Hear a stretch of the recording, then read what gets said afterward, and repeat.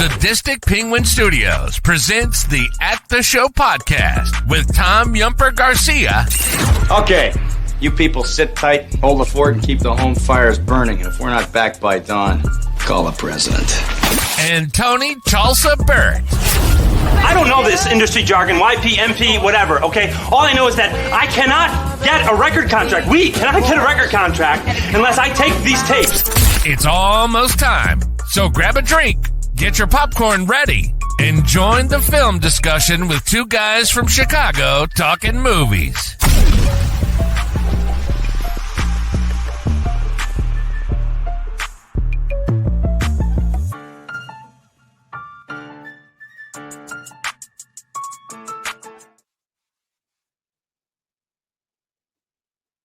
I'm not afraid. You will be. You will be. Hello, everyone, and welcome to episode 32 of the At the Show podcast. I'm one of your co-hosts, Tom Yumper Garcia, and I'm with my other co-host, the Sugar Baggy, aka Chalsa, the Burt Man, Tony Burt. How you doing, man?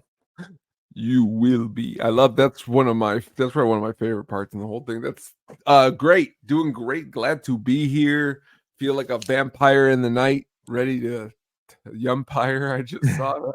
Love it. It's gonna be a great time. Yeah, I'm really excited for today, man. So we're going back to old format this whole month.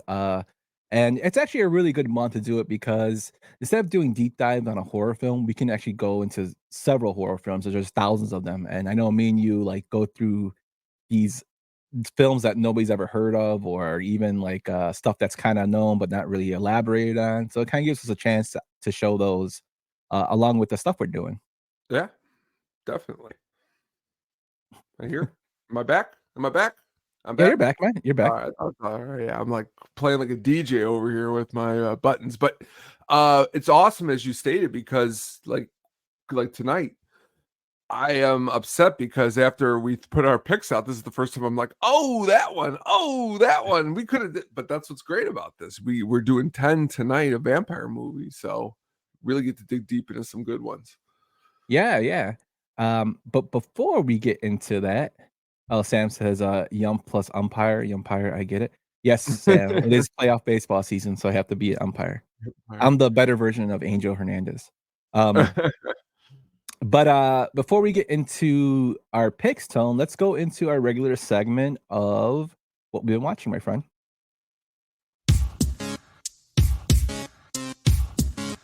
That's a me. And also, what were you just watching? What were you watching this week, my man? All right, we are getting started in the Halloween movie season, scary season. So I watched this movie since honestly I went over to a best friend's house like in 4th grade, and his sister showed us Slaughter High. And honestly, I love the tagline, Marty majored in cutting classmates.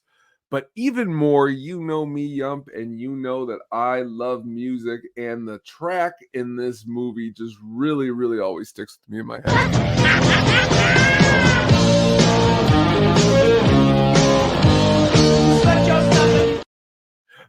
But again, the movie is I think it's really awesome. But it it seems very real for many different reasons, but it was filmed by 3 guys, Mark Ezra, Peter Litton, and George Dugdale. And this movie came out in 1986. And to be fair, it is a slasher film. And I like the way it plays out. Watching the movie at the beginning, it takes place in a high school. And then something bad happens. Marty gets acid in his face.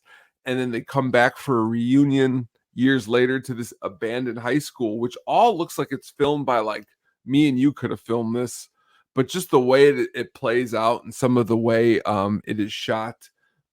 Since that 5th grade time of seeing it, I've always really enjoyed this movie. Have you ever seen Slaughter High, Yumper? A long time ago, I've seen it. I haven't seen it recently, but when you brought up the soundtrack, it brought me back. Definitely is cool. Also for the soundtrack is honestly is Harry Manfredini does the music in the film. And if you're not familiar with him, he is from Chicago, Illinois. He was a composer, jazz soloist, and also involved in the Friday the 13th series, the music for that movie. So there is a connection to somebody with bigger horror ties. And Slaughter High is, if you're looking for something really kind of over the top, Slaughter High is where it's at. The other thing I've been watching, and they play it every night on this show channel, I think it's called Comet. It starts at 8, and every night they're just running episodes, and I like it because I don't really have to pick an X-Files episode. I turn it on and it picks it for me, and I really, really, really love the X-Files. Why would I make them so uncomfortable? It probably has to do with your reputation. I have a reputation? They feel your methods, your theories are spooky. Really like it. Last night, what was odd, not last night, Thursday night, was a really cool vampire episode that I had never seen. And honestly, it was like, wow, we're doing a vampire show. So it was cool that they were actually picked one out that was a vampire episode. But then there's another vampire episode in a later season with the gentleman from The Sandlot. What was his name? The one who's the catcher in the movie Sandlot? Oh, I know you're talking about what a ham. The Great Hambino. Yes, and he's like a pizza delivery driver and gets bit by a vampire and then like goes after Mulder. Just a great show. What do you think of the X-Files, Joe? I love the X-Files, but the fact that you mentioned that actor, like there's certain actors who can't, like, you cannot not see them as a kid. And he has that kid appearance. Even Haley Joel Osment, who's doing a great job of being JD Vance on SNL. That was great. I still see him as a kid. Like he still has that baby face. Oh yeah. But really off topic, Entourage the movie. Haley Joel Osment does. I like because he looks like, as you stated, that's why when he plays it serious, it almost gives it more of a ridiculous take too. Because the JD Vance stuff is great. Yeah, Kate Burt says maybe he's a vampire. Caitlin puts in, I grew up on X-Files in Roswell. My mom used to wake me up as a kid because she thought saw UFOs in the night sky. Ooh, that's cool. Yeah, X-Files was a big show for me. I watched it religiously when it came out on Fox. And then I saw the movies. It was weird when Mulder left and they brought in the T-1000 to replace him. But I mean, I still like the show. I love Robert Patrick. I think he's great. I mean, real off again. My father, he came about this show when he was in the hospital. It was the only thing that was on TNT, and he had never watched it before. And then he left the hospital and said it was the greatest show ever. But Doggett, who was the character that you're describing there by Robert Patrick, was his favorite character, which is odd because, as you stated, when he came on, it was such a weird transition. But I love going back and watching these episodes because there's a lot. Like the one last night had, what's his name in it? Bradley Whitford from West Wing, Revenge of the Nerds in Paradise. But then also, you know, they just have Bradley Dorff has been in episodes. Burt Reynolds. I mean, I like it because it's got a lot of memorable actors in it on top of the great lead actors too. Yeah, and the crazy thing is, like, as far as our personas, Mulder, who is more of a person that's like believes in like the paranormal, he believes that things can be out there, while Scully is more of a skeptic. In real life, the roles are reversed, while David Duchovny is more of the skeptic, and Gillian Anderson is the person that believes everything is out there, which I found was funny when I read it years later. Dude, we should do later, maybe not this month, but coming up, like something on the X-Files, because that'll be a really cool one to go to. I love the X-Files. Baloney says X-Files and Sightings on Fox was my shit as a kid. Yes, Sightings was another good show. Great show. So I watched this week. One of the things I watched was I was a big fan of Stallone's Tulsa King last year, and they released a new season that has new episodes releasing every Sunday, which I actually kind of like the whole waiting on the week to watch it, because instead of binging, I can actually kind of like marinate on what's going on. Yeah, I still won't feel guilty, and then I want to watch more. But I can let the marinate of the episode marinate what I think about it. This season's a little like I don't think it's as good as last season, but it's still enjoyable and it's entertaining. Uh, what do you call it? The guy from Suits is in there. He's got the blue. We just talked about him last week. Tone. He's got blonde hair. He's like looks like he plays all like the bad guys. I think I know who you're talking about. But it's more. I just love the fact that Stallone's playing a mobster in the modern era, and he doesn't shy away from his age. He talks about the that he's 75 in the show, which I always thought was pretty crazy that Stallone's 75 and like he's still putting out work like this. Yeah, so looks good too. Neil McDonough is his name. Oh yeah, Neil McDonough is great. Yeah, Neil McDonough's in there as the main villain. We're talking about. He's actually got a very familiarable face, and if he's in this, is he a bad guy in this? Because I'm starting from the beginning. Well, then I'm definitely excited to get to him because there was a show a long time ago, and I'm not afraid to admit it, but I watched Desperate Housewives when it was on Channel 7 a long time ago, and he was even on that, and he was and he was actually even really good on that show. So Neil McDonough, shout out. Yeah, he kind of gets typecast as the bad guy, but I love him in Suits. He's actually he started off as a bad character and then became a good guy, which I thought was pretty good. But I watched Tulsa King, so if you haven't checked it out, it's on Paramount Plus, which is on Amazon. Worth to check out the first season at least. And then I was talking to our buddy King Nam, who's a friend of the show. We were discussing the series I've been doing for Halloween, and he watched Leprechaun and was asking me about other movies I watched because he's starting to get his daughter into horror movies. And he's like, "Have you seen Pumpkinhead?"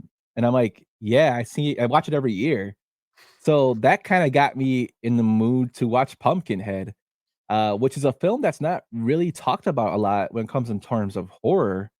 It's kind of like a, I guess, an uncommon horror film. I mean, back in the 90s, it got more of a push because there were sequels and it got a horrible game on the PC. But, this was like, I remember seeing this in the early 90s, the first film with Lance Henriksen. And I was just like hooked onto it because of the whole old witch in the mountains, the way Pumpkinhead looked, the way they shot him, as far as like you didn't see the full figure on like glimpses until the end. It was totally creepy. And it's one of those films that actually still holds up to this day. Like the effects for it, they're practical, most of them, and they look awesome. You've seen Pumpkinhead, right, Tom? Oh, I mean, honestly, on the way, I got paired on the bus today on this field trip. I went to Millennium Park today on a field trip, and the guy, teacher who was on the way back, we just talked movies the whole way there and back. And I asked him, has he ever seen Pumpkinhead? And he said no. And my description was like, honestly, it's no joke. It's a really good movie. Lance Henriksen is awesome. I mean, I saw this movie, man, when I was 9. My dad loved this movie. He actually really liked part 2 a lot too, for some reason. But he really liked this movie. And honestly, I only have the very manillas complaint about the movie, and it's something cheesy. It's not even really a complaint. It's unfortunately how Lance Henriksen's son passes. I just can't believe that that's what takes him down. Like, he barely gets like nipped by the bike. But that all being said, it's a believable, great movie. I like the idea of going out there into almost like the pet cemetery into the hills to meet that old lady who gives them just a great movie all around. When you picked it, it also sparked in my mind, obviously, to have this conversation today on the bus, but special. And what I brought up to him, because he loves good special effects, like Alien, was the special effects in this movie were great for practical special effects.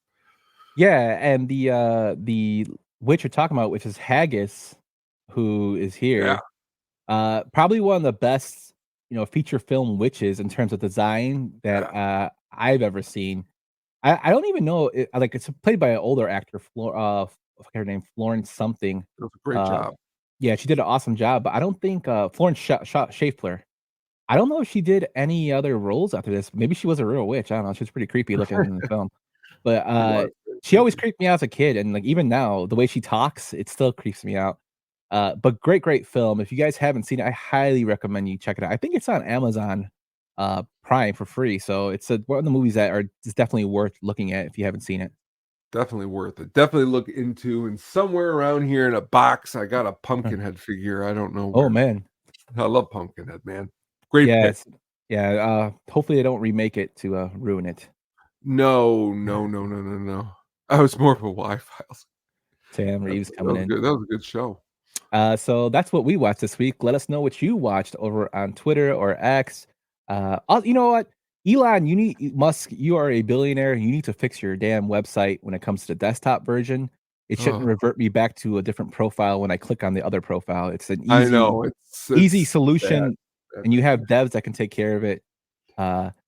You're worth billions of dollars. Well, your value went down. So fix your damn website on the desktop version. I know it's a mobile app, but you can still fix it on the desktop version.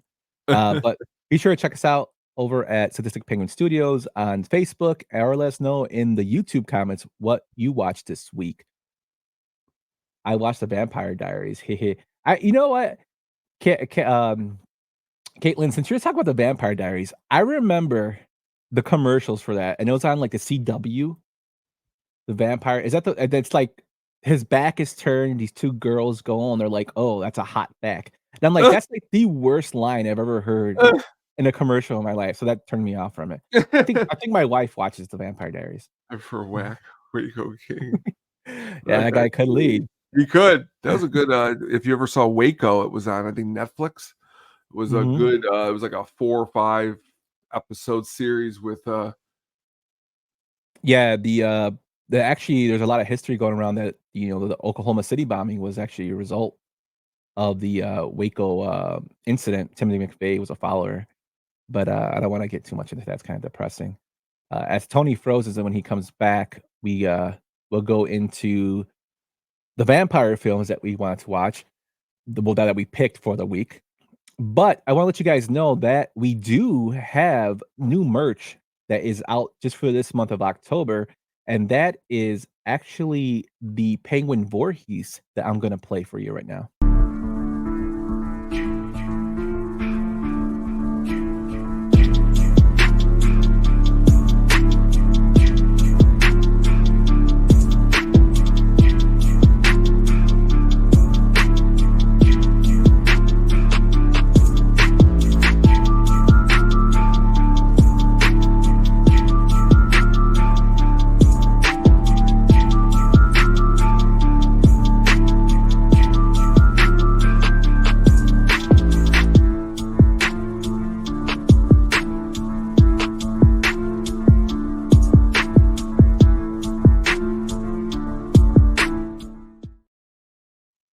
So be sure to pick up your sweatshirt or t-shirt if you like the design over at the Sadistic Penguin Big Cartel. The link is actually in the bio of the video. I'll drop the link a little bit on the stream. It's only out for this month. It's just something we're trying to see if you guys like it. I like the design. I know we had other designs that we didn't get voted on, but that we like that we might release later and maybe next Halloween or whatnot. But it's a real cool design. We got Mailman Jack his Michael Myers design that he really liked, a custom for him, which is awesome. But be sure to check it out there. My man, Tone, when was the first time you saw a vampire film? I mean, of course. I mean, we're talking late 80s. We're talking Lost Boys. It has to be one of the first ones I've seen. Or I remember seeing an Interview with the Vampire at the movie theater. I mean, what year is that? 94. Somewhere right around there. I'm guessing. How about you? Probably Lost Boys would probably be the first vampire film I saw from like the modern era. My mom is a huge Bela Lugosi fan. So the original Dracula is something that we watched all the time, even though it's not really scary. But the crazy thing about it, just noticing about that film, is that there's no score. It's completely just like acting, which like now that you realize it, it's kind of weird if you actually watch the movie now in modern time, because you're expecting a score to go along with the acting, and it's just the actors. It's pretty cool. But that was the first film that I watched fully, was that one, and then Lost Boys probably came second. And Lost Boys, I mean, my brother loved Lost Boys, so maybe we'll talk about that one today. Maybe, possibly, we'll have to see. But let's get into our films, my man. Let's go into our first one. All right. Wow. Wow. My garage was one of the first in town to start doing them. I had a shop right near your place. Daytime driving, man. Nothing beats it. No traffic, no cops. Trouble is, if you ain't careful, you can get yourself one hell of a sunburn. 2009's Daybreakers, directed by Michael Spierig and Peter Spierig, the Spierig brothers, who also directed Winchester, Jigsaw, The Pedestrian, and The Undead. It stars Ethan Hawke, William Dafoe, Sam Neill, and Harriet Mintel Day. It had a budget of $20 million and a box office of $51 million, but it made $17 million in the home market sales as well to go along with it. This is one of my picks, and this film I really, really liked because it was something different. It had, unlike the Kate Beckinsale's series of the Lycans and the vampires fighting, Underworld, this film had more of a realism to it, as vampires have taken over the world. Humans are basically used as food and energy, and there's a shortage of blood going around where, people are trying to use synthetic blood, like Ethan Hawke's character is trying to use synthetic blood that's more sympathetic towards humans, and his brother doesn't give a shit and is just killing people, which is what the vampires are trying to wave off from because there's not many humans left. And then it also has William Dafoe in it. Great, makeup and not a lot of CGI. I love Sam Neill in this film. It's shot in a very dark, atmosphere, which is great because, of course, vampires are afraid of sunlight. It has a good twist in it in terms of becoming normal again. I don't want to get too much into it, but it's one of those films that doesn't really get mentioned a lot when we talk about vampire films, and this one was one of my favorites, and I always liked it ever since I saw it. What about you, Tom? Really good. Awesome. The music is really good too. Christopher Gordon, who does the composing for this. I don't know if you've ever seen Master and Commander with the Mr. Russell Crowe. He does the music for that one, which is a lot different than this. But he has just a great scope, and honestly, throughout the movie, it adds flair to it. On top of that, I like the lighting in the film. I like the cinematography. Even going back here, if you're watching online, to the actual poster, the lighting is like 1, 2, 3, 4, 5 different shades. And it looks really cool. And the way they shoot the movie is just great. You're talking to a big Sam Neill stan. So him mixing it up with Dafoe and Ethan Hawke, I love Ethan Hawke. Maybe down the road here, we'll talk about Sinister, but he's always awesome in a lot of different things. But just a good movie all around. It's become one of my favorites in terms of the modern vampire. Mm-hmm. It's something different. Like you said, you hit it right on the nail, with the hammer. The whole cinematography, Sam Neill is awesome, especially what happens to him in the end, which is like crazy how they, play that part. It's very gory as well. Sam says he respects all Sams. Well, I'm glad you do, Sam. But yeah, it's definitely one of those films that you need to check out if you haven't seen it. I remember when it got released, and I didn't go see it in theater, but I saw it on DVD, and I actually bought the DVD. It was in a bin for like $5. But it got me like really into the film, and now I watch it every year for Halloween. Well, I'm going to do one of those things like we do at the end of our film breakdowns, where I'm going to give you one of those, like when I try to connect, I'm going to connect a movie here. Is this could this be like a sequel to like Jurassic Park? Like somehow a dinosaur had some kind of vampire venom in him, and this was like what led to the down. You know what? Never mind. We're going to keep going. I mean, if it wasn't set in 2009, yeah. There you go. I just threw a thing into my whole my fan theory. Yeah, he ate Dr. Malcolm. Yes. But if you haven't seen Daybreakers, be sure to check it out. It's a great film. Tone, let's get into your pick, my man. All right.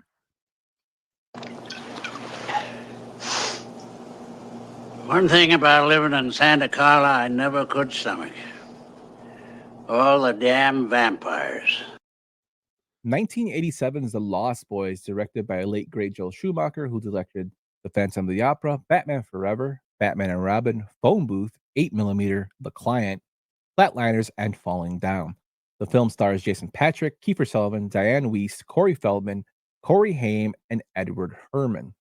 The movie had a budget of $8.5 million and a box office of $32 million. Well, it didn't take us long to talk about this one, Tone. Tell us why you picked The Lost Boys, my man. Oh my God. I mean, just you playing that clip right there, I could start crying. I mean, I love the movie that much. Like, I love the movie more than I love other movies you might think I like more than this movie. There's so many things about it. I think what it is the vibe, the overall vibe in the movie. Of course, the music is bar none amazing from the top to the bottom. The soundtrack is killer. Echo and the Bunnymen are all over the soundtrack, including a great cover of People Are Strange. Honestly, this is one of the only times in my life I don't really have to do any notes, because this is like literally I'm speaking as passionately as I can. Like, even the front cover, staring at it. Growing up, wanting to be, honestly, I could have been anybody. I could have been, Jason Patric. I could have been Alex Winter. I could have been Jamie Gertz. I mean, the whole movie, it would have been amazing, because they all is so cool. And to find out even more the behind the scenes in all of this, to find out that, Jason Patric really had a pull behind the scenes to get this made. He had a pull to get Jamie Gertz in the movie. Him and Kiefer Sutherland were such good friends that they fought over Julia Roberts later. The movie is just loaded with so much great cinematography. As we've talked about before, recently with 8mm, Joel Schumacher with his career with the Batman Forever and Batman Robin. And honestly, this plays a great back-to-back with another scary movie that I know you are familiar with, Flatliners, right around the same time. But again, the movie has so much great things about it, including, for me, what I would deem to be like the first really awesome vampire scene that I saw.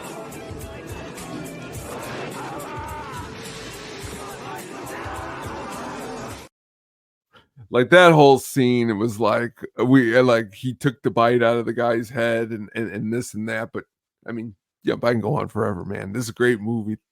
No, I love it when you go. It's hilarious when you ramble. But that scene right there was actually supposed to be longer. They actually cut it down because they were afraid of the rating they got for it. Kiefer Sutherland talked about it, how like the part where he bites the guy's head is supposed to be extended longer, where they actually eat the guy.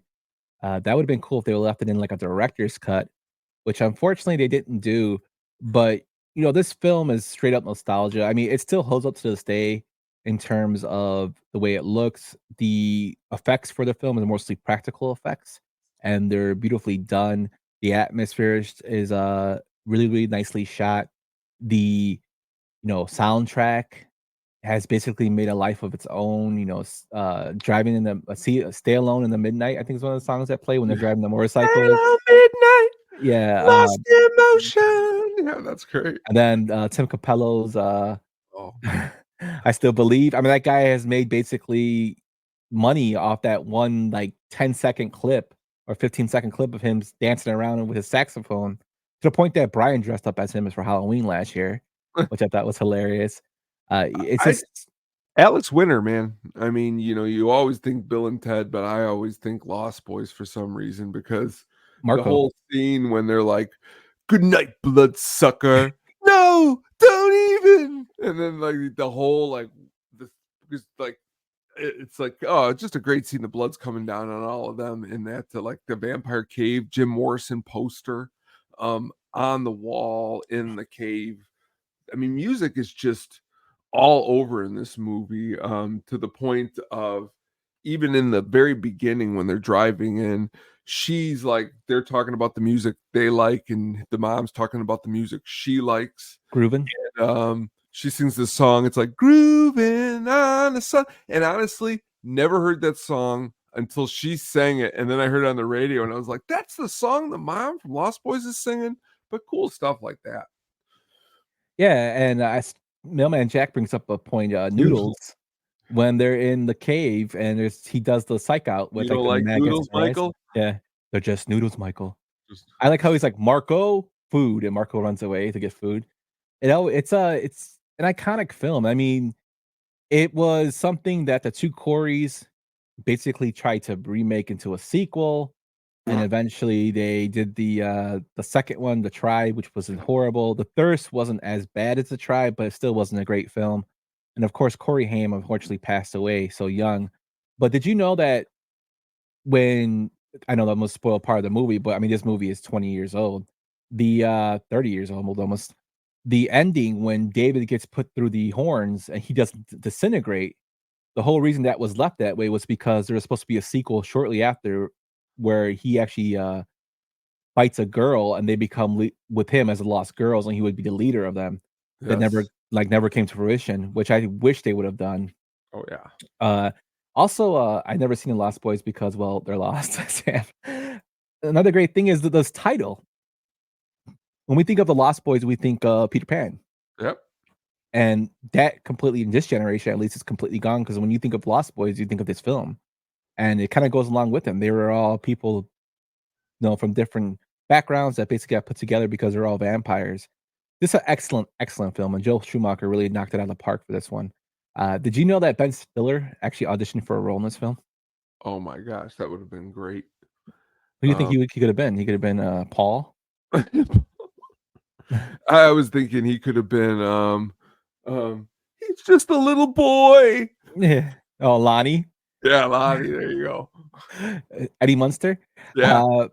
But Jim Carrey also auditioned for the role of David because he was in a vampire film called Once Bitten. The grandfather in this film, Bernard, I forget his last name, but he is hilarious. Edward Herman, who is Max, but will later go on to play the grandfather in Gilmore Girls. Now, I've never seen Gilmore Girls until I started dating my wife. She's a huge Gilmore Girls fan. She watches the series over and over. So if you ever see my Netflix, it has Gilmore Girls on there. Like, it's just ridiculous. But when I saw him on the show, I'm like, oh crap, that's Max. And she's like, who? I'm like, Max from Lost Boys. She's like, I never seen. And so I had to show her Lost Boys, and she's like, oh, but he will always be known as Max to me instead of the Grandpa Gilmore. But great pick. There's so much stuff we could talk about. So maybe in the future we can do a deep dive just on this film alone. Yeah, Bernard Hughes was his name. Did a great job as the grandpa. I've always wanted the don't touch his thing in the refrigerator. Old fart. Yeah, that's great. Yeah, awesome film. And I love the fact he said that Jason Patrick and Kiefer Sutherland became such good friends. They fought over Julia Roberts. Yeah. Who Jason And Patrick recently, stole. if you get an opportunity, recently they did an interview together, and it's cool to hear them talk together. It's always for me, for anything like to imagine 20 years or 30 years after you do something, to sit down and actually still have a connection to it. I just think it's cool. Yeah, they buried the hatchet and they're buddies again. Yeah. Talking about Paul, when I was doing research for this, one last thing about the film, I guess he wasn't acting very well, and Joel Schumacher got pissed and like slapped him. Oh. It was like, you need to do better. And then he's like, I guess he got so frustrated with him, he couldn't handle it. Now, I don't, condone slapping him, but I'm just like, damn, Joel Schumacher got so upset he slapped Paul. Is that when he's like, no, you killed Marco? Yeah. He said, I was so frustrated. I just slapped him and pushed the door in front of him. I have never done that in my life, and never again. I'm ashamed of it. It's outrageous. He should have reported me. I should have been brought up on charges, but I apologize many, many times. At least he's remorseful for it. But I'm just like, damn, how bad was he? I mean, he had like maybe 5 lines in the whole movie. Was he really that bad? What could he have done? Oh man, maybe that's why he got killed by stereo. Could be. But great pick, Tone. Let's move on to our next one. Greta is in your last scene. That is when you can have her. After my death scene? Yes. Don't expect realism there, Murnau. What do you mean? Don't cheat me, mortal. You will stay away from her. You will stay away from my crew. I will finish my picture. This is hardly your picture any longer. 2000's Shadow of the Vampires, directed by Elias Merhige, who also did Suspect Zero and Begotten, starring John Malkovich, Carrie Ells, Catherine McCormick, Udo Kier, and Eddie Izzard. The movie had a budget of $8 million and made 11 at the box office.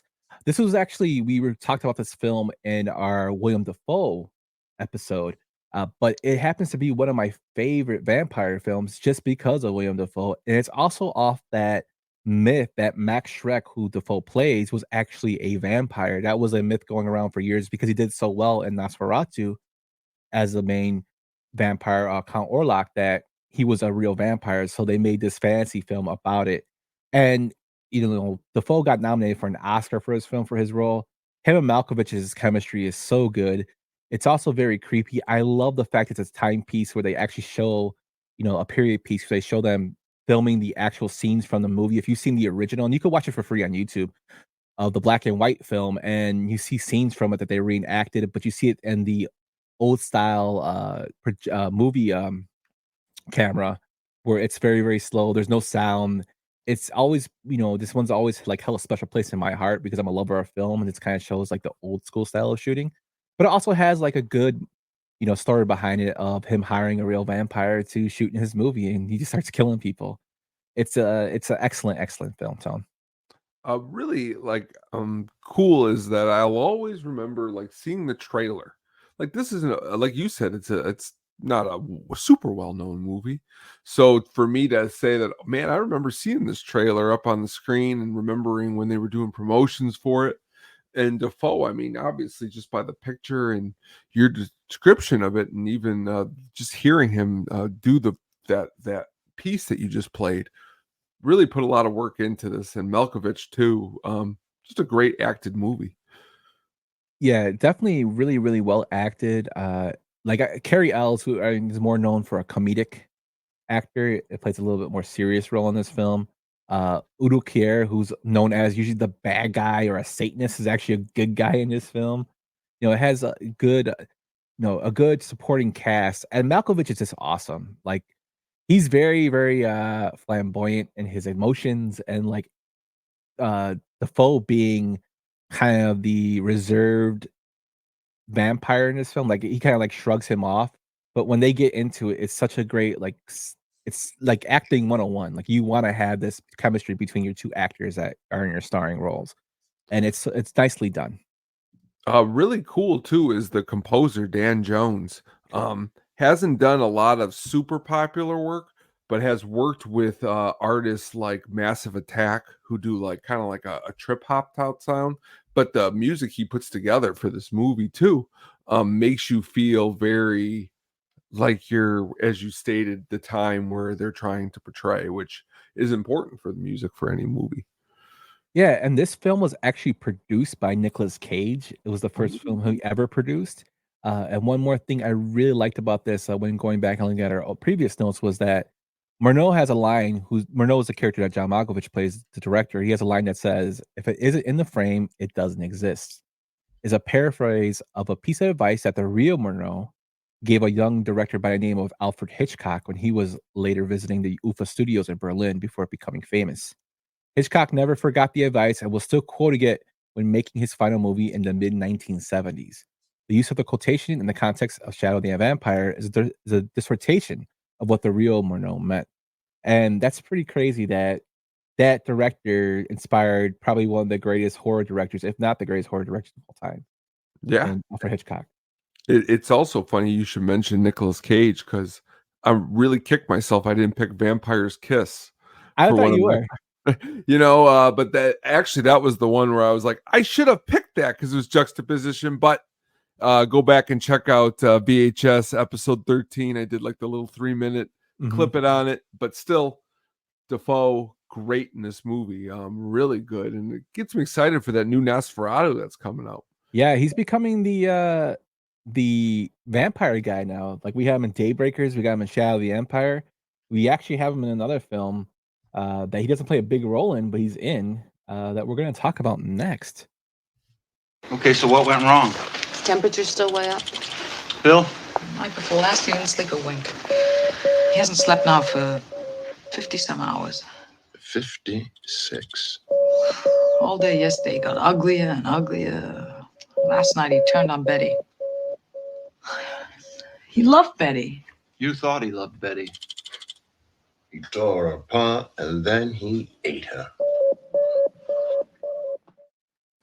1983's The Hunger, directed by Tony Scott, who did other films such as Top Gun, Man on Fire, Spy Game, Enemy of the State, True Romance, The Last Boy Scout, Days of Thunder, Beverly Hills Cop Part 2. It stars David Bowie, Catherine Deneuve, Susan Sarandon, and Dan Hedaya. The movie had a box office of $5.9 million. I couldn't find a budget for it, no matter how many other sites I went to. But Tone, when I saw this, I'm like, man, I haven't seen this film in a long time. Tell me why you picked this one. I like the vibe. I mean, I'm always talk about the vibes. I think this movie is spooky in a really, really weird and different type of way. You talk about a musical right down the middle is the beginning of the movie with Bauhaus doing Bela Lugosi's Dead.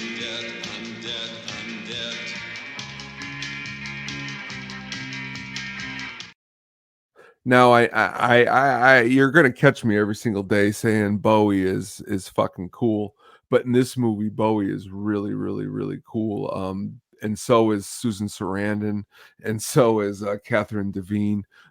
Just really gives me what I would think to be one of the most gothic portrayals of vampirism in a movie. The way it's filmed, and it's crazy because it's Tony Scott, and he does such great work and sometimes bright work with Top Gun and stuff like that you're not expecting to see this dark. It's a really dark and dingy, but the cinematography is beautiful in a way, and the performances are great.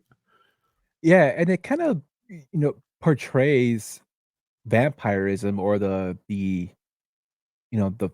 curse of vampirism as an addiction.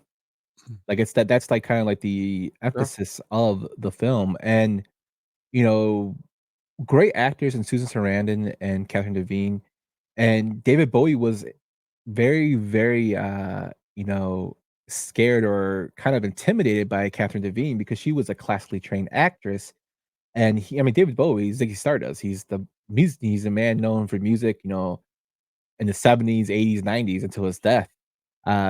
But he was him being intimidated by somebody cracked me up when I was reading this because Catherine Deneuve was intimidating, and he thought he was going to act well, and Susan Sarandon helped him overcome that fear, because he's like, oh, she's really chill, which I can see Susan Sarandon being really chill.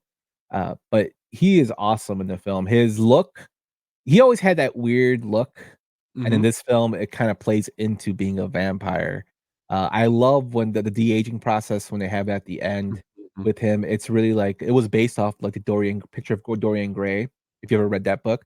But it's awesomely done. It still holds up to this day. Tony Scott, who, like you said, is known mostly for action films, knocked this one out of the ballpark. It's one of those films that should get talked about a lot more. To be honest with you, I wish I had this one on my 31 Days of Horror for this month. But I definitely will have this on in a future one if I decide not to go crazy and do it again. But I definitely like this movie. Well, I will be the first one to watch that. Well, I'm the first one to watch a lot of these episodes that you do because they're amazing. Just like The Last Shadow of the Vampire last year was what brought that back into my circle. But again, when you sent me your list, I'm trying to think of different type of vampire movies. And this one gave me like a different, like, we're in a gallery of vampire movies. It gave me in that Bauhaus song in the beginning with the credits rolling. And honestly, I'm a huge fan of the ending of this movie too. I think the ending is really cool in a way. And I think all around it just ties it really together nicely. Definitely, yeah. And Tone, do you know that they wanted to make a remake of this film? Oh no. Oh no. In September 2009, Warner Brothers announced they would make a remake. Oh no. With a screenplay was written by the source novelist Whitney Strieber. But to the date, and this is October of 2023, the remake has not been made. So maybe it's dead in development hell, and we hope so, because this one's actually a film that I wouldn't want to see remade. Just like I wouldn't want to see Lost Boys remade. Oh no. Which I know they'll probably it'll happen. But I There, mentioned, go ahead. go on. No, I mentioned William Dafoe is actually in this film. He is one of the people in the phone booth when they're walking through. He's one of the people in the phone booth with John Pankow is Oh. actually with him, and it's crazy that like William Dafoe just happens to be in vampire movies. I guess he loves them. He could have been in them all. He makes it perfect. He could make a perfect vampire hunter, anything really. Vampire Yeah. victim. This is prior to Pankow being in Monkey Shines, which is Good movie too. a great horror film. It But if is. you haven't seen, if you want to see one of the films on this list, like I would highly recommend The Hunger. It's actually Jason, sorry to get off topic. Jason Beckey's beard in Monkey Shines, like it's not real looking at all, but a great movie. I love it. yeah, it's hilarious.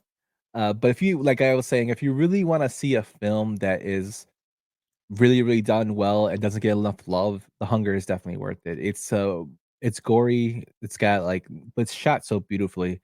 It's a film that had to go through a lot of cuts because they didn't want to get an X rating for it. But Yes. definitely check this one out if you can find it. It's will be definitely worth your time. Let's move on to our next one, my friend. No, not this time. This time you get somebody else to pick up your garbage. Not everything is garbage. Oh, no, not the little book again. This is not garbage. You know, they all look the same to me. That's part of the problem. Open your eyes. Look, this is different. This one will be mine. 1992's Kronos, directed by Guillermo del Toro, who did Hellboy 1 and 2, Pan's Labyrinth, The Shape of Water, Pinocchio, Nightmare Alley, and Mimic 1 and 2. The film stars Federico Lupi, Ron Perlman, Claudio Brook, Margarita Isabel, Tamara Zaneth, and Daniel Jimenez Cancho. The movie had a budget of $2 million and only made $597,000. This is one of the films that really got me into the Guillermo del Toro filmography. He's one of my favorite directors because of the way he sets atmosphere, his characters in terms of monsters.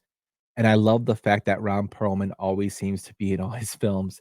And the reason for that is because in this film, Perlman was in, of course, Beauty and the Beast in the 90s, and that film did not, that series ended, and he was kind of typecast. He was kind of out of Hollywood.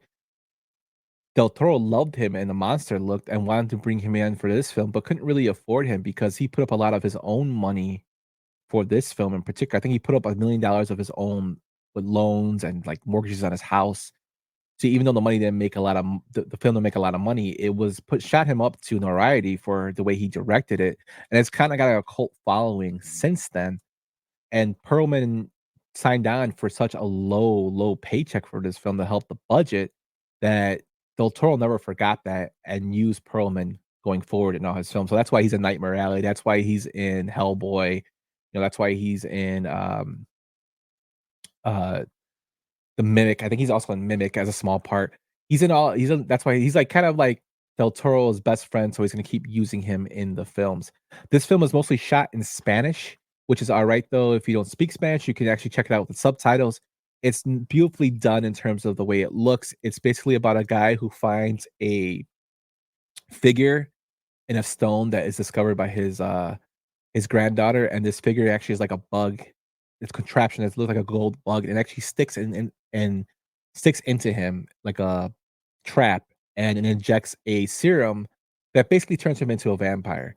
One of the things that I always loved about this film is the way the vampire looks when he starts to turn, is he looks like a marble white look of the vampire. Like his skin starts to peel from regular and it starts to become marble white, which I always thought was kind of cool. It's got a great story, lots of blood in it. It's also, it cracks me up because Ron Perlman is in a Spanish-speaking movie where he talks mostly English and broken Spanish.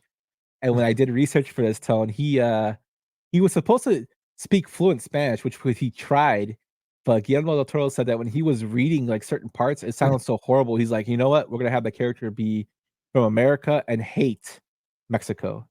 And he's like, I can do it. So It's one of those films that is totally overlooked, when it comes to vampire films, but it's a film that I definitely love and you should definitely check out. Have you seen Chronos Tone? Oh yeah, I mean, honestly, I had not seen it until again one of your great videos last year, which brought it to the forefront.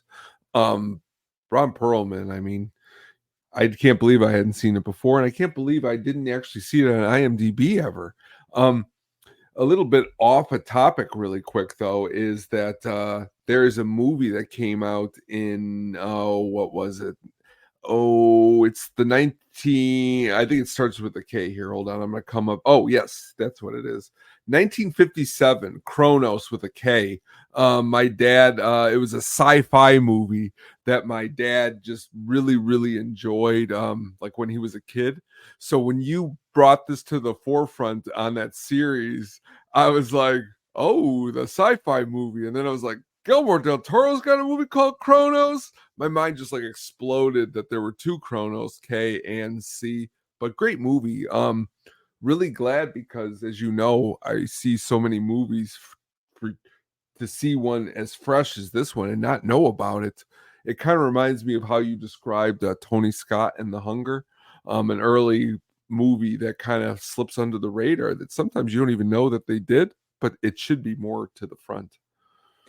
Yeah, definitely check this one out. It's like I said, it's in Spanish, but they do have English dubbed. I just love, foreign films are good films to check out in terms of whatever. They're not just martial arts films that I watch, but I watch a lot of foreign films because I like to see how other cultures present issues or daily issues, just like we do in movies. And there's a lot of great, great foreign horror films, not just in Spanish but no, South America, but also in Asia. Ring. I don't want to read a movie. Well, then Sam, you can get the subtitle, the dubbed version, which is funny. But yeah, just be sure to check this one out if you can. It's one of his best, if not one of the best film I think of his filmography. I mean, I'll battle anybody on that one because I really, really like this film. But it's really, really cool. The practical effects hold up really well in this film, and it's kind of got like a good abuelo, mija, story with a daughter and then his granddaughter, and then his him being her grandfather. It's a good film. I did find it funny that he went to go take this film to Universal Tone, and Universal wanted to buy the film from him and make a remake in '93. Oh, and Del Toro met with them, was like, who wants to see Jack Lemmon lick blood off the floor? Which just like cracks me up because that's a scene in the movie where he's like in a bathroom, a guy's bleeding, and he sees the blood and he licks it. So I just thought, like, I was thinking like that would totally be a Universal thing to put Jack Lemmon in this role and have him be a vampire. Now we'd be thinking of him and Walter Matthau licking blood off of the floor. Oh, like man. Vampire Old Men. Vampire Old Men. But yeah, definitely check this one out if you haven't. It's definitely worth your time. Tone, let's get into your next pick, my man.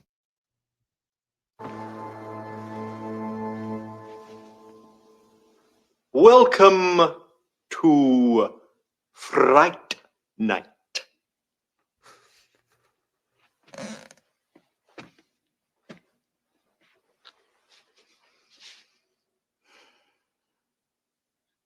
For real. 1985's Fright Night, directed by Tom Holland, who also did Child's Play and Tony's favorite film, Thinner. It stars Chris Sarandon, William Ragsdale, Amanda Bierce, Roddy McDowall, and Stephen Jeffries. It had a budget of $9 million and made a box office of $24 million. Tone, why'd you pick Fright Night? Well, I picked it because it's where Susan gets her last name. No, I'm just kidding. She was married to Chris, and that's how Susan was deemed Sarandon.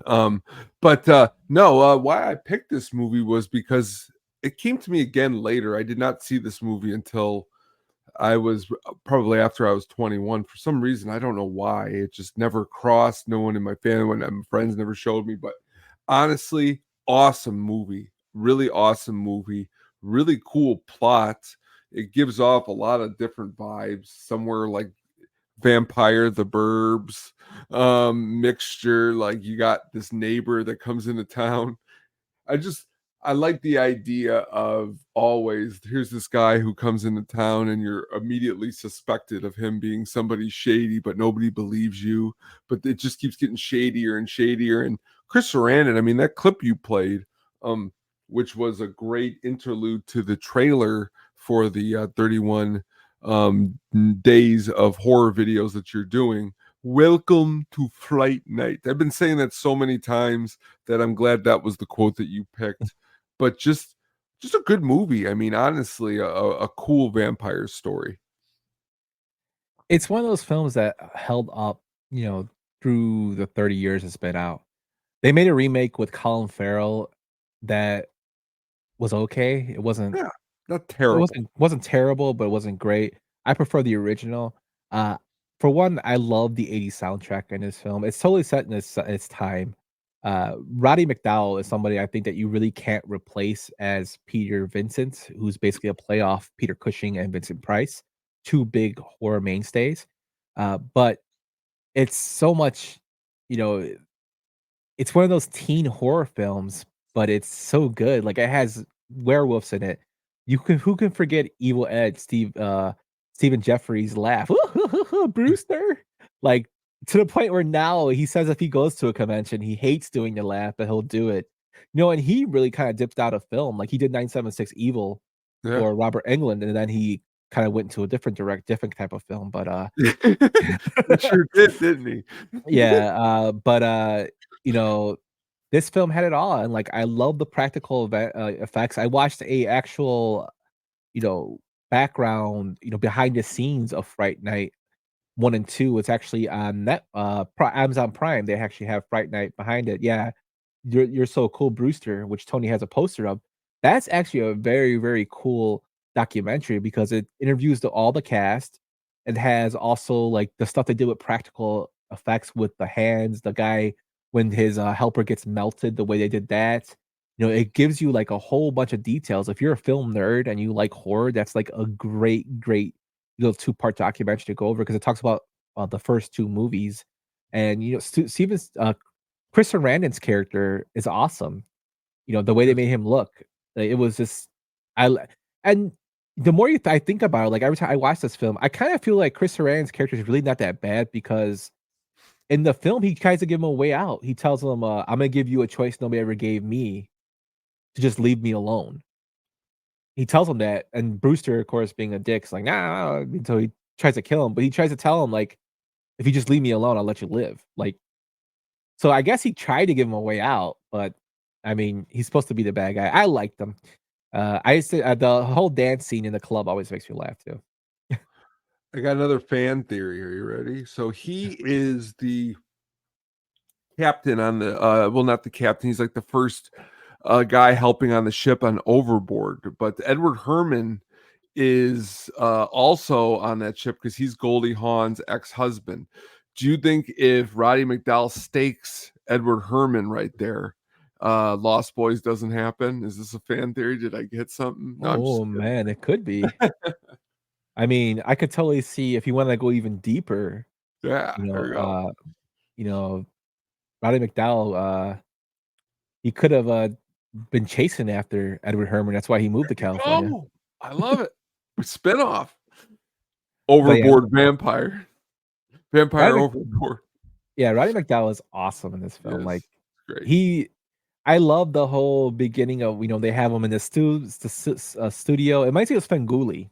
Oh yeah, of him doing that, and it's something that used to be on back in the day where my mom always talks about. Like, she used to watch this, person that would introduce horror films in the same kind of way, and he does it in the movie, and it's hilarious. I mean, it's been parody, like in Gremlins 2, when they have the vampire guy who does movies, who wants to be an actor, a news reporter. They have him do it, so it was something that was part of the time, but.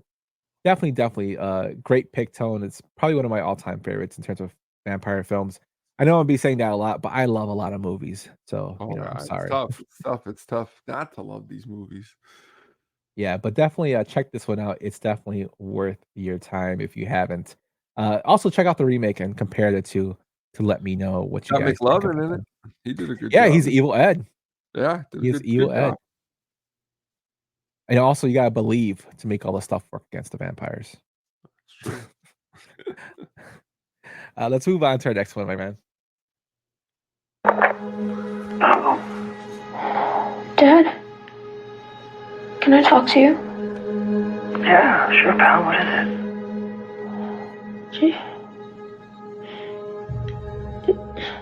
Do you think there's such a thing as evil? What? What are you talking about, man?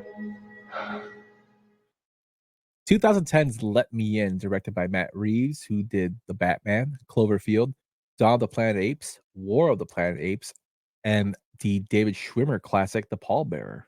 He's also a producer on the HBO series, The Penguin. The film stars Cody Smith-McPhee, Chloe Grace Moretz, Richard Jenkins, Cara Buono, and Elias Kostis. This film had a budget of $20 million and made a box office of $27 million, with $10 million in home market sales. This is one of my favorite films that I didn't hear about until it was released maybe 4 years later. And I actually saw the Swedish film, Let the Right One In, before I saw this one. It's also based off a book as well. I really enjoyed both versions. I thought they were both very, very done well. I think Chloe Grace Moretz does a great job. Richard Jenkins does a great job. Cody Smith-McPhee does a great job in the film, as well as Elias Kostis as he plays the detective. It's got a great story of a young vampire moving in that nobody knows is a vampire. She comes with supposedly her dad, and it kind of shows, Kelly Montesanti. Sam, she's Kelly Montesanti's in this film as the mom. But it shows a young vampire moving into an apartment complex with a bully kid, and he kind of becomes her friend, and you see that relationship build, and it kind of, unravels the story behind there of what she does and who the people with her are. And, it has its scenes of blood and what Richard Jenkins does. It's just one of those films that, again, very underrated, doesn't get talked about a lot. And it's one of those rare films where this is an English remake, and it's just as good as the original. So, what'd you think about this one? I'm glad you picked it because this definitely was going to be one I was picking. I love this movie. It's very, very, very bleak in a good sense. Like, it makes me feel very. I watched it on a very, very dark day that was in my life, and I watched it, and it still was like, this movie still is very awesome in a way that is different than a lot of other movies. I don't know if this is a good thing, Yump, but I sometimes compare my job to this, where I feel like Richard Jenkins, where like when I started, they loved me, and then as I get older, they're just gonna throw me away and replace me, just like she does. That's her plot in this, is to find somebody else to take care of her. And for her, it doesn't. Her caretaker's gonna die one day, and that's really the new kid and all of that. I just found it very deep in a way that was shot awesomely. Elias Koteas does a great job in this movie. Richard Jenkins, great job. Chloe Grace Moretz. Seeing this after seeing like Kick-Ass, again, really awesome all around. Just a really good movie. Yeah, it's got a great story, like great story, and it is based off a book, which are some differences in the book and the actual film. You can read them in the notes when I post them online, but really, really good acting from Chloe Grace Moretz and Cody Smith-McPhee. You kind of feel for him as a bully kid, kind of an outsider, and her as that weird, friend that he never says go. He asks her, "Do you go to school?" And she goes, "I wouldn't listen," which always cracks me up. Like, damn. And Richard Jenkins as her caretaker, which is, you explain the story behind there. It's shot. The cinematography is awesome. It gives you that scary atmosphere. Like, you don't know what's gonna happen. Is she gonna bite him? Is she gonna hurt him? You never see. You never really knowing what's really gonna happen between the relationship of them two. But you can also kind of feel for her too, because she's such a young vampire, as you learn.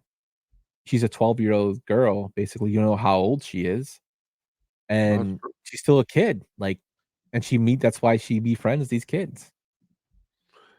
I think it's cool the way he shoots the movie. There's with that street light that's outside of the apartment, and just the way it looks. Like I said, it reminds me of like a different Hunger, but in a different way. Like it's bleak, but it's like there's so much other stuff going on too. Richard Jenkins needing to steal like the blood and all of that. That's just really crazy to think about, when you think about it, because let's really be honest about it. All of these movies, yes, I don't believe that vampires are real, but with like a story like this one, the way it is filmed, it makes it almost feel like somewhere where there's a lot of apartments, something like this could happen, but it's not. But that's why the movie feels so cool, because it feels so real. Yeah, it's very, very realistic in terms of the way it goes. It's a great film. If you haven't seen it, definitely check this one out. I know I've been saying that about all the films, but like these films are well known. Like they're worth your time. Like even the scene here is one of the best scenes that like shot in terms of cinematography, in my opinion, with him standing there and her behind him all covered in blood. Yeah. It's nicely shot. Like it gives you the creep factor. And like I said, you're constantly thinking what's gonna happen with Cody and Chloe. Like, is she gonna bite him? Is she not? But it's definitely worth watching. That's what's cool, is that it's like he doesn't really know what he's getting involved in. She obviously does, because she's the vampire, and and so does Richard Jenkins. But this kid is really like, well, he wants a friend, and she's very nice to him, and he doesn't have a lot of friends. So it's like, oh, this is a perfect match. It would be like if I was sitting on the couch and I didn't know anybody, didn't have any podcasts, and all of a sudden you knocked on my door and was like, do you like movies?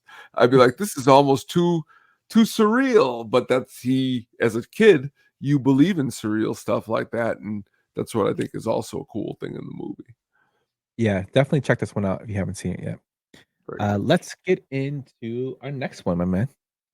Forget whatever you've seen in the movies. They don't turn into bats. Crosses don't work. Garlic? Want to try garlic? You stand there with garlic around your neck. One of these buggers will bend you fucking over and take a walk up your Strata Chocolata while he's sucking the blood out of your neck, all right? They don't sleep in coffins lying on top of them. You want to kill one? You drive a wooden stake right through his fucking heart. 1998's Vampires, directed by the great John Carpenter, who also did Big Trouble in Little China, The Thing, Halloween 1 and 2, Dark Star, Escape from New York, and The Fog. The film stars James Woods, Daniel Baldwin, Sheryl Lee, and Thomas Ian Griffith. The movie had a box office of $20 million and a budget of $20 million, so it broke even. Tell me why you picked this one. Well, for many different reasons. Number one, got very lucky and got to see this one in the theater with like my friends.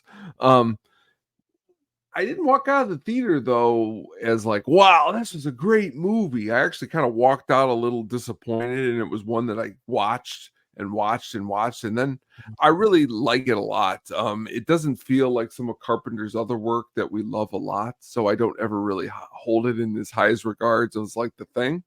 But I thought of, as far as vampires go, James Woods does a good job in this movie, which I don't like to speak highly of James Woods sometimes because he doesn't say nice things. But in this movie, he does a really good job. And we used to make this joke that like his jeans in this movie were almost like painted on, because there were no tighter jeans you could ever get on anybody than in this movie, which was a little disturbing. But besides that, the performances across the board are really, really awesome. Of course, the music is really, really good. What I thought was really, really cool was that Bruce Campbell was Carpenter's first choice to play Montoya. Think about that. Think about Bruce Campbell in this movie. Maybe it would have been like Big Trouble in Little China. Well, it's funny you say that, because Carpenter, when trying to find the character of Jack Crow, who James Woods plays, actually really wanted Arlie Emery to play the character, but the studio declined because they thought he didn't have enough star power. So they had offered it to Clint Eastwood, Tommy Lee Jones, and Danny Glover, and they all declined. Dolph Lundgren was attached to play the part before Carpenter took over, and that was under Russell McKay, and William Dafoe was supposed to be the vampire. So but that was before Carpenter took over under a previous director named Russell McKay.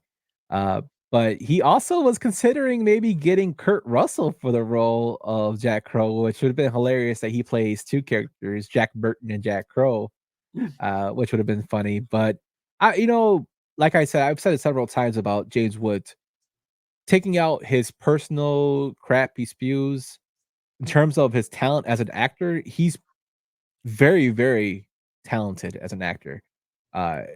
Very extraordinarily talented as an actor.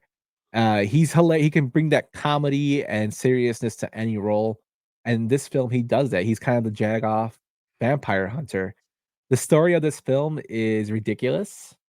You have vampire hunters hunting vampires, but just like the whole concept when you have the priest in the beginning who gets killed by that. And I also love the fact that Terry Silver is the bad guy from The Karate Kid. He's a bad guy vampire in here. This was Carpenter's last film of the 20th century. And I really, it's one of those films, again, that doesn't get talked about a lot, but it's totally worth your time. It's definitely shot in a dark cinematography, and the way that, feels like a Daniel Western Baldwin, even a little yeah, bit. Like, very, very extremely like a Western. That's kind of, I think, drew me to it even more because I'm a huge fan of Westerns. James Woods and Montoya's, chemistry play really well in it as well. Definitely a good choice, Tone. I really, really like this film. I like just the I like this is what I was going to bring up. I almost forgot. I love Daniel Baldwin in this movie. You think of all the Baldwin brothers. This is Daniel Baldwin. This is peak Daniel Baldwin. So yeah, check this one out. Yeah, before he played Tony Soprano in Cleaver, he plays Montoya in this film. And actually, his brother Alec got offered a role and accepted it, but had to drop out. So they went to the down the Baldwin tree. Down the Baldwin tree. And got him. Well, definitely check this one out. It's definitely worth it. It's very gory as well, which is kind of a staple of vampire films. Yeah. But let's get into our next one, my man. I am Dracula, and I welcome you to my house. That's a very short line in the intro to this because I fought like hell to find a good opening line with, my man Christopher Lee for Dracula. This is a Horror of Dracula released in 1958. It's directed by Terrence Fisher, who is probably the most renowned director of the Hammer film series. He directed 29 films for Hammer. Some of them are Frankenstein and the Monster from Hell, Frankenstein Must Be Destroyed, The Devil Rides Out, Night of the Big Heat, Frankenstein Created Woman, Island of Terror, Dracula, Prince of Darkness, The Earth Dies Screaming, The Horror of It All, The Two-Face of Dr. Jekyll, and The Brides of Dracula. He, I think himself alone, did over 10 plus movies with Christopher Lee, who stars in this film as Dracula, Peter Cushing, Michael Gough. If you don't know who Michael Gough is, he's Alfred from the Batman, early Tim Burton Batmans, and Melissa Scribbling. This film, to me, is one of my picks, of course, is one of my favorites because when we think of Dracula, we always think of Lugosi as the person who inspired Dracula's accent from Transylvania, his look, his menacing eyes. He kind of set the standard of what a vampire should play. Now, there is a Spanish version of Dracula released the same year that is extraordinarily good in 1932. It's actually just basically the same film, but in Spanish. And the actor who plays Dracula there does a great job as well. I'll come up with his name in a second. But Carlos Villares is very, very good as Count Dracula. He does a great job as well, but he's not really well known in American audiences because of, back then the Spanish films weren't as heavily pushed as they are now in terms of foreign language films. But you should check that one out too. The Spanish version of Dracula is very good. But the reason I picked this film of Horror of Dracula is because Lugosi will always be my favorite Dracula, but Christopher Lee is right there. The reason that it took me so long to find a good clip of him talking is he only says 16 lines in this whole entire film. And that's 2 of them right there. I'm Dracula, welcome to my house. There was a lot of scenes I could have used for him giving the Christopher Lee menacing stare like he's doing in this great picture tone. But he gives you the menacing like Dracula look, like he's really gonna mess you up. It's terrifying, and I love the Hammer films because they are remakes of the old classic Universal horror films. Yes. You know, the Universal movie monsters. They remade them and they upgrade them to color. There's also like a lot more like sex appeal in terms of here. And Terrence Fisher actually started that with this Dracula series because he said Dracula's an addict, kind of like a sex fiend. He uses his promiscuity as a way of drawing women, and that's the way he basically takes them over by biting them and whatnot. But you have Peter Cushing, who is played as Dr. Van Helsing in this film. He went on to play Dr. Frankenstein in a few other horror Hammer films, which he's the bad guy. And I just love the dynamic between him and Christopher Lee. They do a great job. What do you think about this one, Tom? Classic.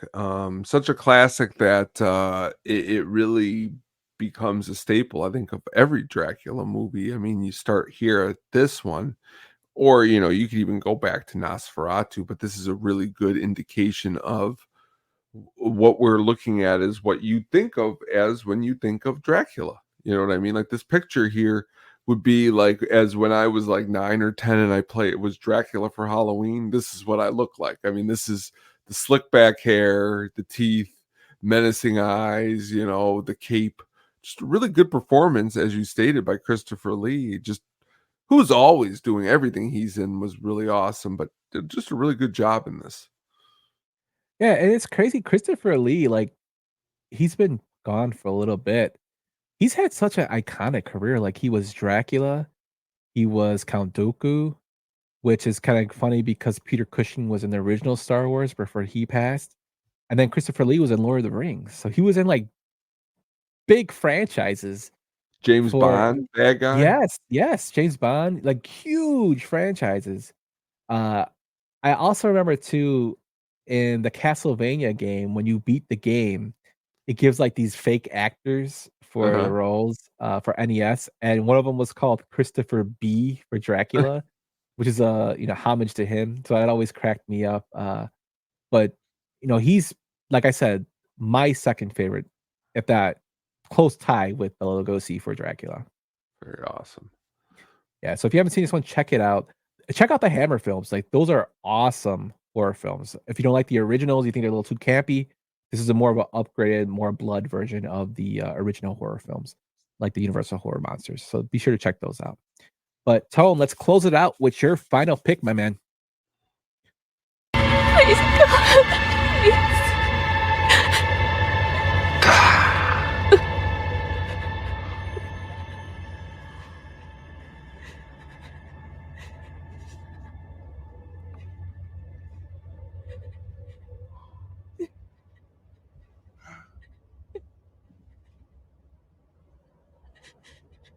No, God.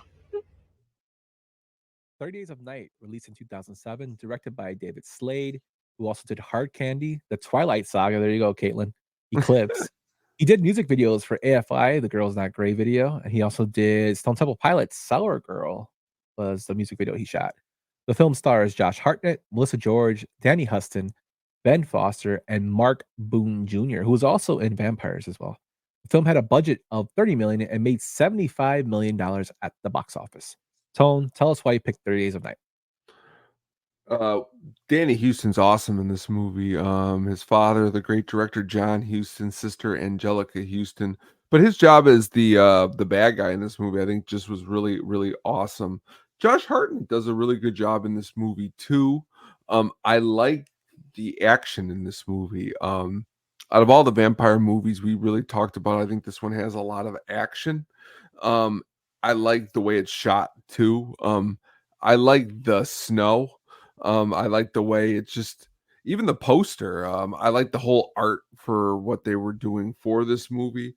I thought it was pulled off really well. I mean, 2007, it was a while ago. I also like a lot, who's one of my favorite actors, is Ben Foster. Like him in a lot of different stuff. He's really good in this movie. I like the idea that the vampires, they speak kind of an original language, which I guess was created with the help of linguistics professor from New Zealand University, which is kind of awesome when you think about it, to go that deep into coming up with a vampire's language. That's kind of the main reasons why I like this movie. What do you think about it?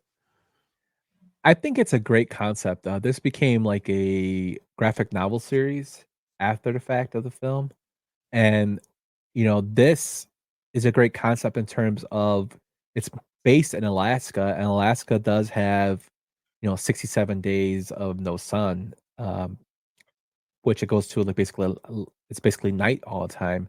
And it does has the opposite effect as well, whereas it's day, it's basically sunlight for a period of time as well. But in this film is, that kind of nighttime is coming, and we see Ben Foster come into town as a complete dick. He's thrown in jail, and he's like, "Oh, they're coming, which means the vampires are coming." He's like, Yeah, yeah, they're coming from the caves, and they just start killing people as they go into town and take over the town. And it's like, what are you gonna do? Like, they're gonna at least be there for a while. They're gonna catch you. What are you gonna do to survive? And it's basically a town banding together to fight the vampires. Danny Houston is awesome in this film. It made me appreciate him more after seeing him in The Crow, which gave him shit to work with. The remake of The Crow, this film gave him a lot more. His mannerisms in this film are awesome. He doesn't say many words. He speaks in the vampire language, as you said, but his mannerisms and his, facial expressions really, really show it's creepy like that. The scene I played, a woman's calling out for God, and he just looks up at the sky and says, "No God," in his devilly looking way. It's awesome. Very gory as well, which I'm a big fan of that.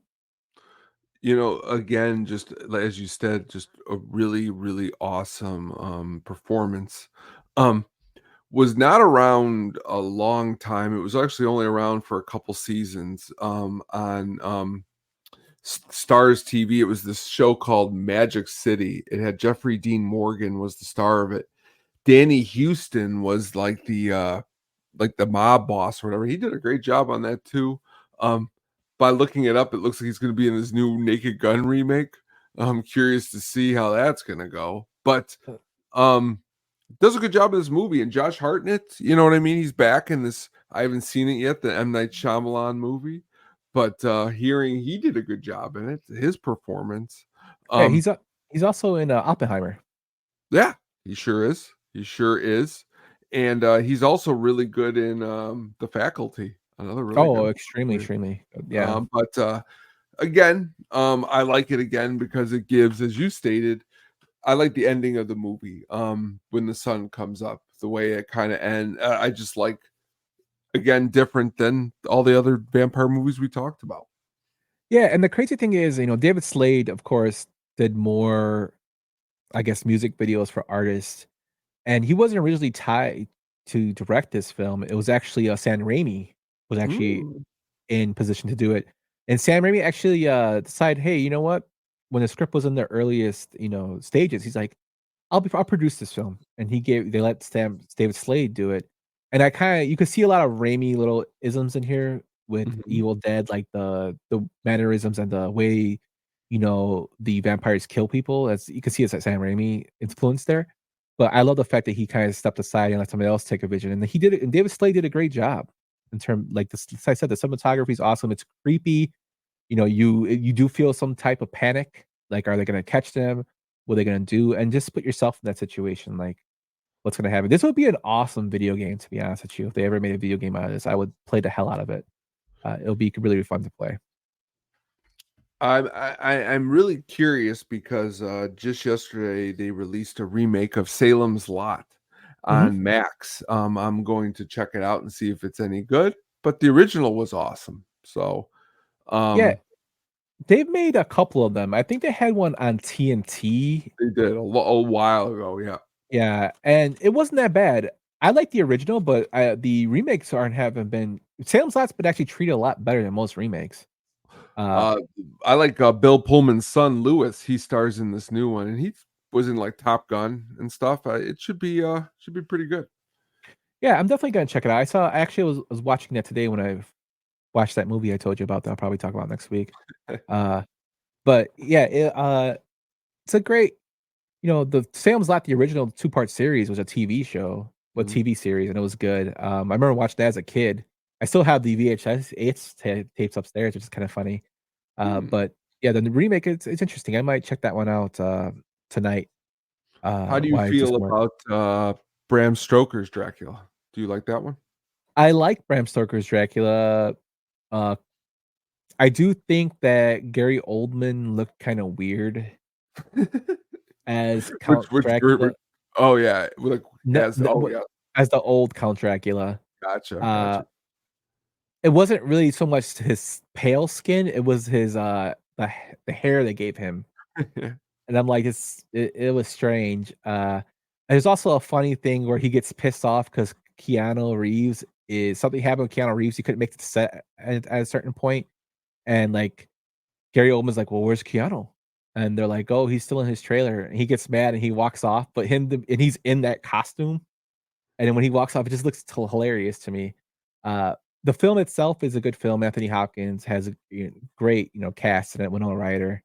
But I mean, I like the Lugosi version. Oh yeah. Well, one last one. What about Interview with the Vampire? Loved it. Yeah, I love everything about it except Guns N' Roses' version of Symphony for the Devil that's in the credits at the end. It's a real bad remake. Well, it's Guns N' Roses. I thought that was Mick Jagger that plays it when he plays the radio song comes on. singing it. No, it's like at the end of the movie when the Guns N' Roses for the soundtrack did a cover of Symphony for the Devil.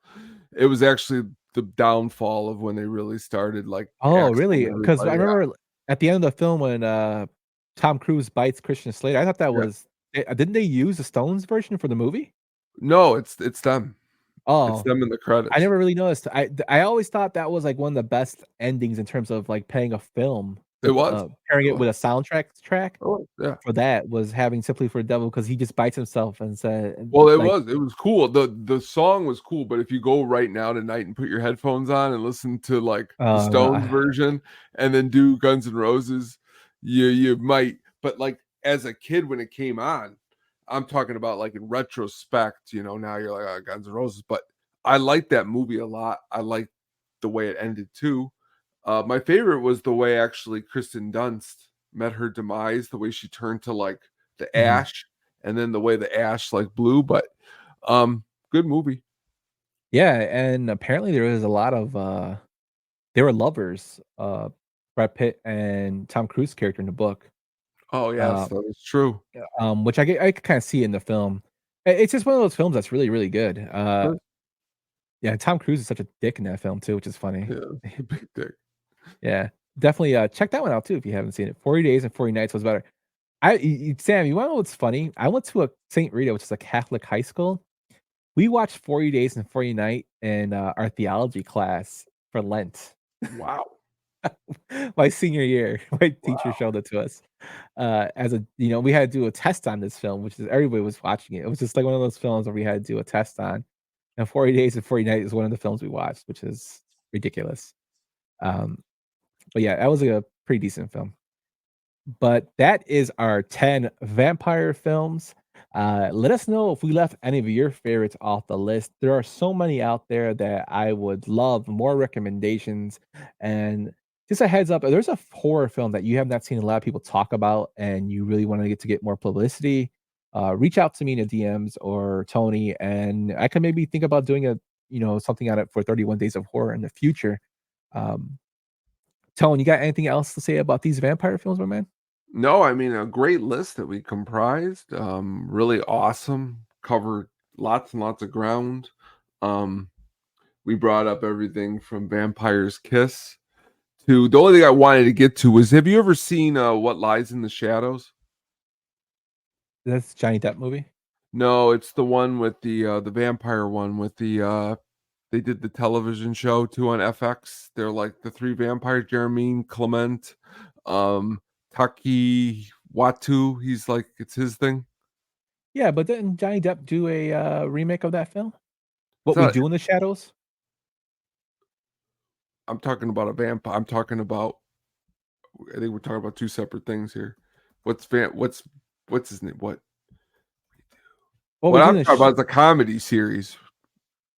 Yeah, it's in Chicago, right? It's based in Chicago. No, it's like three vampires and they live in a house together, and it's kind of like The Office. No. Oh, Never seen it? no. Oh, yeah. Is it? It's with what's his name? Haki, what's the guy who Yeah, does the Thor Aki movie? Waititi, but it's also Yeah. with the English guy, right? Yes. Jermaine Clement. Yeah. My Okay. point is in the movie, in the original movie, it's funny because like Nosferatu's living in the basement, but like they go down there and they're like knock on his like cave door or whatever, and he like opens it up real slowly. Like it's a real cheesy performance on vampirism, but that's why I wanted to bring it up too. That was the only Okay. point. I've seen clips of this. Honestly, I think you would love it. Especially actually check out that FX show. It's only 30 minutes. Mhm. You will laugh really, really hard. I know you will laugh really, really hard. I'm curious to hear what you would think. Yeah, Dark I'm Shadows is what you're talking about. Okay. That's what I got. And I forgot he was in that vampire movie. So yes, that was Okay, that's what I was thinking. I'm like, what? I'm like, wait, what? Dark Shadows. You almost got me almost like Johnny Depp was in what you, and I was like, what? My mind was melting, but that makes sense. Yes, Dark Shadows. Yeah, as I was like confused. I'm like, wait, is Johnny Depp? No. Matt Berry actually is Great. hilarious, and I forget the series he's on, but he's a voice actor. And but there's a Cliff Romano. Do you hear me? It's just like a series that he does. It's Toast of Tinseltown is a Oh, yeah. series. Yes. And there's a character in there that I always, it's just totally off the subject. I'm sorry, it's filmed. Well, there's a guy named Clem Fandango who sits in on his voiceover sessions, and like say the voiceover producer will be like, "Hey, Steven, we need you to do this really loud and really passionate." And he'll be like, "Okay." And then you'll see Clem Fandango will go, "Steven, can you hear me?" And he's like, "Yes, I can hear you." He goes, "Steven, this is Clem Fandango." He's like, "I know who you are, Clem Fandango." And he's like, "We need you to do this really loud and very passionate." He's like, "That's what he just said." That's like an ongoing joke in the series. It's just one thing that cracks me up. Like, it's a really fun, show. I think Matt Berry does. Is he Yeah. in that? Yeah, he's in that show too, right? The Yeah, vampire one. he's got another cartoon on Fox right now called Crapopolis. It's actually pretty funny. It's like set back in like Roman times. Mhm. Really ridiculous, but good stuff. Good stuff. Yeah. Yeah. Yeah, good stuff. So that's our vampire film. So sorry to go off on a tangent there, but that's how sometimes our film conversation goes. Dark Shadows was a Depp movie. Thank you, Sam, and thank you, Tony. I was like looking it up too. I'm like, wait, what? But Tone, since we are in the Halloween season of October, let everybody know what's coming soon, my man. Let's get ready to rumble! Coming soon. Próximamente. Coming soon. Coming soon. All right, next week we are again back to the old format, and this week we had our favorite 5 and 5 vampire movies. Next week we're going to go 5 and 5 our favorite slasher movies. Who knows where this can lead? I guess it can lead anywhere from Michael Myers to, well, The Bride of Chucky. I guess we will have to wait and see where that takes us. And very excitingly, gonna do some really deep diving on this one. I have some of my, like, I'm thinking about right now that I watched as a kid that nobody ever talks about. Oh, that's awesome. I got one actually just now that you mentioned that it was one of the last DVDs that I bought for $12 because it's very hard to find one. Be good. Oh, yeah. So I'm gonna go with some deep cuts on this one. It'll be more deeper than the vampire films that we went into. I know Tony's got slasher films has a more gigantic collection of films. If you're into those, you definitely check this out next week. I'm really looking forward to it. Just doing some housekeeping before we go into the Sugar Baggies soundtrack of the week. Tony has been doing an excellent job releasing 31 blogs in 31 days in October for our website, statisticpenguins.com, statisticpenguinstudios.com. He's been doing horror tracks, and they're awesome read. He releases them every morning around 8, so be sure to check out the blogs that he's been doing. Tone, tell us a little bit about the blogs you've been doing, my man. Well, it's funny that you should mention that because today's blog is actually a continuation where why don't you hit my soundtrack thing of the week right there and we're going to get right to it. Okay, cool, my man.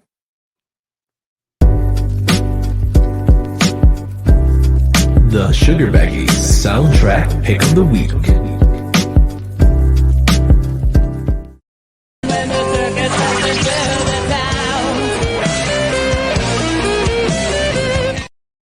Today on the soundtrack pick number 4 was the track Killer Clowns from Outer Space by the Dickies, who honestly on a recent Hookup on Music, they played the Riot Fest. But this music as a whole in this movie is really, really, really, really awesome.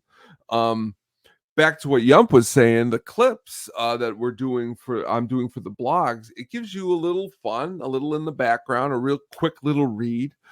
For tonight's soundtrack, though, the music in the movie, on top of that, one song is great. I don't know why that song always is playing in my head, but it is. It's a quick song. The movie itself, I'm hoping sometime we're going to fit it in here in October.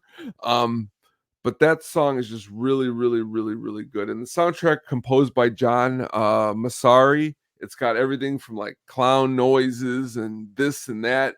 And by doing research for this, really was able to get a lot of cool sounds on synthesizers and stuff that emulated awesome carnival noises and stuff like that. But wanted to bring this one to the forefront because it was a connection to the article that you were talking about. So check out Killer Clowns from Outer Space, the soundtrack. Real cool vinyls too that are out there with cool different kind of like cotton candy colors and cool different, there's like so many of them, but definitely awesome. Definitely awesome soundtrack. Definitely awesome movie. The Chiodo brothers, they're mostly known for special effects, but they directed that film. And two characters that always stuck out to me and my brother for that film is Terenzi brothers, who run the ice cream truck. The music from their ice cream truck is memorable. Great. It's a film that's corny, but it's so good. So bad it's good. Like I love the fact they turned them into cotton candy to drink their blood, which always cracks me up. Awesome pick, Tone. Killer Clowns is a great, corny, campy horror film. If you like horror films, I am doing a series called 31 Days of Horror, where I release a horror film mini review every day for the month of October. This is our 3rd year running. You can check out old episodes over on our YouTube channel. If you're watching right now, check out an episode today. I just released Hellraiser today. If you haven't seen the 1987 film, I did Leprechaun, as well as The Possession was another film I did with Body Bags, a John Carpenter film that's been talked about. Be sure to check those out. I'll be releasing a new one tomorrow and all through this month. So you've got the music side, read them up on Tony's blogs, and then if you like the video side, check them out on the YouTubes or on the website as well. And two things really quick. On Sunday night, all last weekend I worked really hard and I was really excited. I sat down Sunday night and I turned on my big screen TV, and after 2 years, for some unknown reason, the picture went out. So tomorrow I'm getting a brand new big screen TV, and the first thing I'm going to queue up again is your awesome videos, Jump. And I'm excited. Me and Katie are going to sit and watch them all in a row again, because we did all the ones last year, and Katie loves them. I love them. And if you don't love them, this is what you can expect.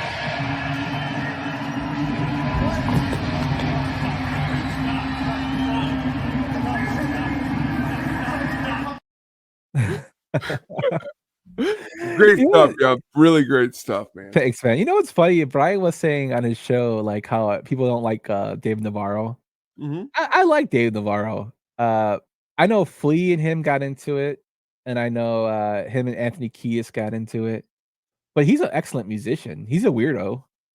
You'll love this, Jump. I'll always remember when we were moving to Indiana when I was in 8th grade, and my dad in the minivan flying down the roads here and warped had just came on Q101, and he had it turned up so loud. And honestly, I loved that song when it came out. So I will never talk ill of Dave. And honestly, from what I'm reading now, there was something else that was dropped this week. It was actually the tour guitar player that really just said Perry is, or the bass player from Porno for Pyros came out and was like, Perry just doesn't show up for things. He's an ego. But that's, that's here or there. We don't want to come for you if you don't see Yumpers videos, because they're amazing. They're so cool. And honestly, like I told you last year, those little intros that you do with all the little clips together, I don't know how you do it, my man, but it's like the Jimi Hendrix of putting clips together. So very cool, dude. Thanks, my friend. It's a lot of hard work, but I enjoy doing them. To go back to Warp, One Hot Minute was my first Chili Peppers album I ever owned. Ooh. That was actually the first album that made me fall in love with Chili Peppers, which is kind of crazy because Frusciante, who was my favorite Pepper, wasn't on that.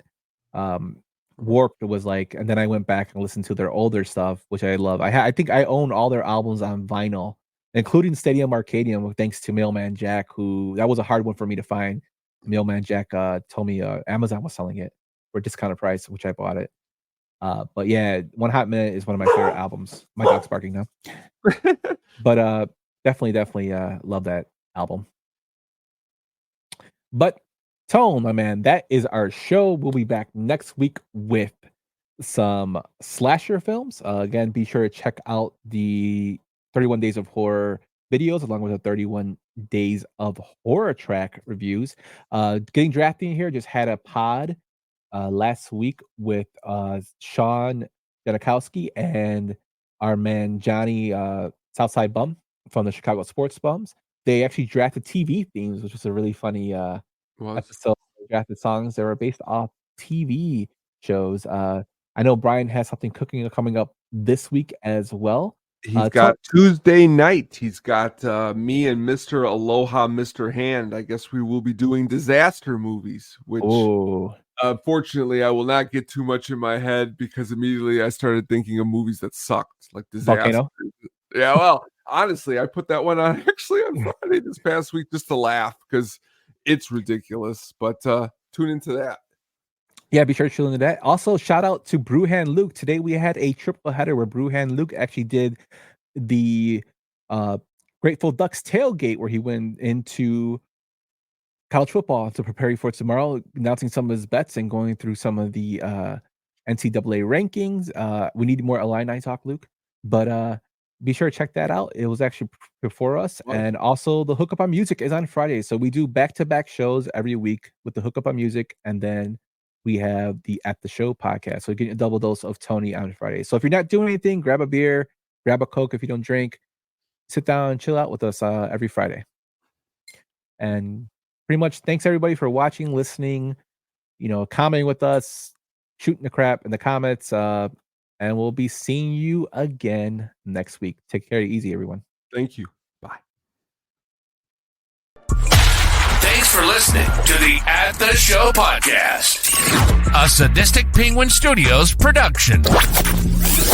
Game over, man. It's game over. What the fuck are we gonna do now? What are we gonna do? Maybe we could build a fire, sing a couple of songs, huh?